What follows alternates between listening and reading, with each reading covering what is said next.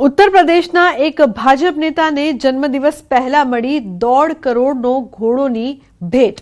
Helicopter અને luxury વાહનોના શોખીન પૂર્વ સાંસદ અને કુસ્તી સંઘના પૂર્વ અધ્યક્ષ બ્રિજભૂષણ શરણસિંહને તેમના જન્મદિવસ પહેલા એક ઉત્તમ નસ્લના ઘોડોની ભેટ મળી છે, જેની કિંમત લગભગ 1.5 કરોડ રૂપિયા હોવાનું મનાઈ રહ્યું છે। ખાસ વાત તો એ છે કે આ ઘોડો દેશ વિદેશની ઘણી સ્પર્ધાઓમાં ભાગ લઈ ચૂક્યો છે, તેનો પાસપોર્ટ પણ બનેલો છે। ઘોડો આપવા આવેલા લોકોએ જ્યારે તેની કિંમત 1.5 કરોડ કહી ત્યારે બ્રિજભૂષણ શરણસિંહ પોતે આશ્ચર્યચકિત થઈ ગયા હતા।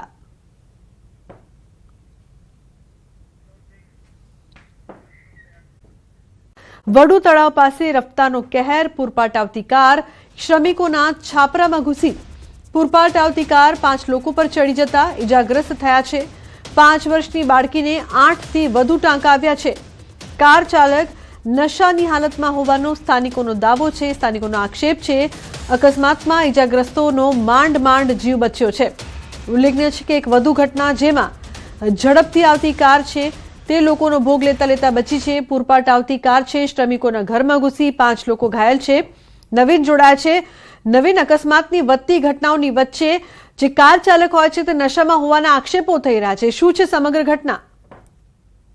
ગઈકાલ મોડી રાતે એક બનાવ બન્યો જેમાં રામોલમાં જે શ્રમિકો જે રહેતા હોય છે તેવા ઝૂંપડામાં જે કાર ચાલક છે તેને કાર અંપાવીને અને 5-7 લોકોને ઇજાગ્રસ્ત કર્યા હતા। કારના સીસીટીવી પણ સામે આવ્યા છે કે જે રીતે કાર આ ઝૂંપડાઓમાં ઘૂસી ગઈ હતી અને જે લોકોએ પણ ત્યાં સ્થાનિકોએ બીજા આવીને અને જે કાર ચાલક તેને પકડી પોલીસને સોંપ્યો હતો।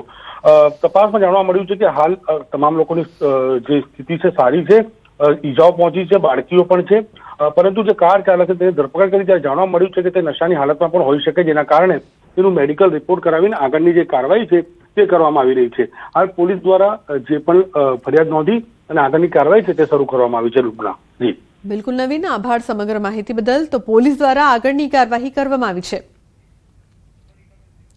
તો પૂરપાટ આવતી આ કાર છે તે ગરીબોના ઘરમાં ઘૂસી જાય છે, તમામ લોકો ઇજાગ્રસ્ત છે, સાથે જે કાર ચાલક છે તે નશામાં હતો તેવો પણ આક્ષેપ કરવામાં આવ્યો છે।